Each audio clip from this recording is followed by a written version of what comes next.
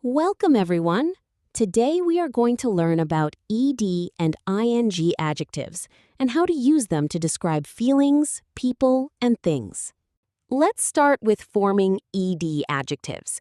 We add ed to verbs to form ed adjectives, and we use them to describe feelings or how a person feels. For example, the verb excite becomes excited, surprise becomes surprised, and bore becomes bored.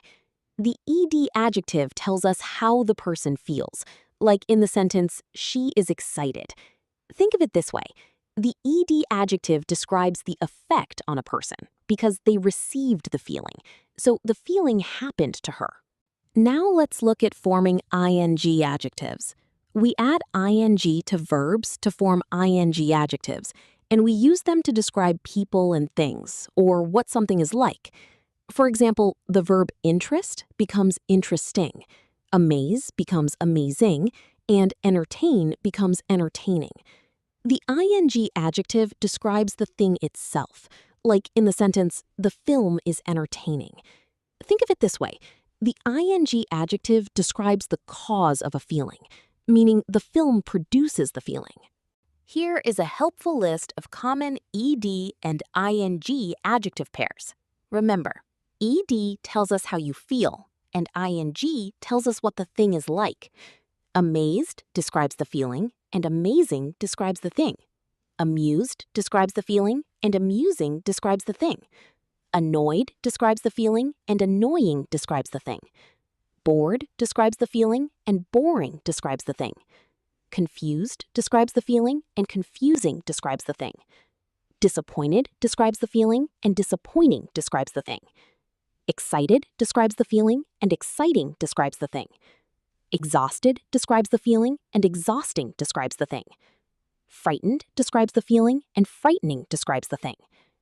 Interested describes the feeling, and interesting describes the thing. Relaxed describes the feeling, and relaxing describes the thing. Shocked describes the feeling, and shocking describes the thing. Surprised describes the feeling, and surprising describes the thing.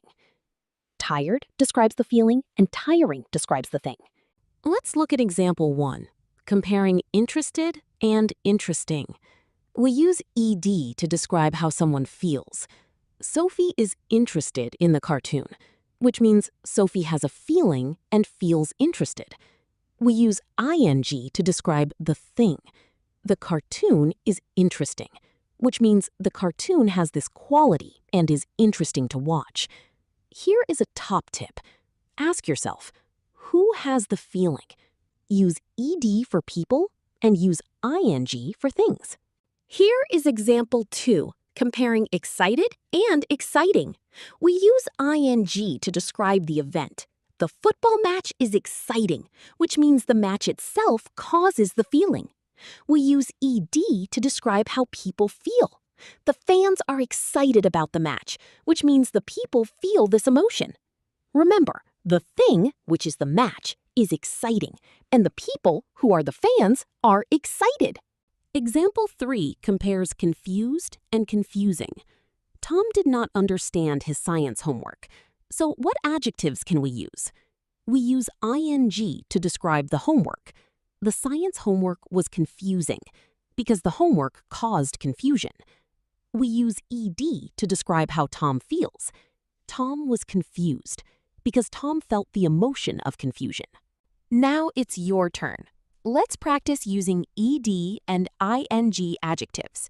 Read each sentence carefully and choose the correct word using the picture as a clue. How to answer. Decide if the adjective describes a feeling using ed or a thing using ing. Remember our top tip. Ask yourself, who or what does the adjective describe? A person gets an ed adjective and a thing gets an ing adjective. Question 1 asks you to fill in the gaps for the sentence about a seaside holiday using the root word relax. The complete sentence is, my holiday at the seaside was relaxing. I felt so relaxed there. The holiday is the thing causing the feeling, so we use relaxing with ing. The person had the feeling, so we use relaxed with ed. Question 2 asks you to fill in the gaps for Emma at the puppet show using amuse and interest. The complete sentence is, Emma found the puppet show amusing because she is interested in puppets. The puppet show is the thing causing the feeling, so we use amusing with ing. Emma is the person who has the feeling, so we use interested with ed. Question 3 asks you to fill in the gaps for a fireworks display using amaze and astonish. The complete sentence is, we were amazed by the fireworks display. It was truly astonishing. We are the people feeling the emotion, so we use amazed with ed. The display is the thing causing the feeling, so we use astonishing with ing. Question 4 asks you to fill in the gaps for Leo reading a comic book using disappoint and bore. The complete sentence is, Leo is disappointed because the comic book is boring. Leo is the person who has the feeling, so we use disappointed with ed. The comic book is the thing causing the feeling, so we use boring with ing. Question 5 asks you to fill in the gaps about a car accident using shock and frighten. The complete sentence is, the car accident was shocking, and the children were very frightened by it. The accident is the thing causing the feeling, so we use shocking with ing. The children are the people feeling the emotion, so we use frightened with ed.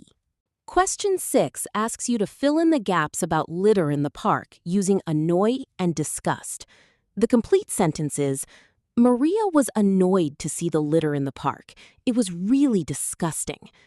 Maria is the person who had the feeling, so we use annoyed with ed. The litter is the thing causing the feeling, so we use disgusting with ing. Well done, everyone! You have finished the lesson on ed and ing adjectives. Great work! Remember, ed adjectives describe how a person feels, like in I am excited. Ing adjectives describe what a thing is like in the film is exciting. Keep up the fantastic effort.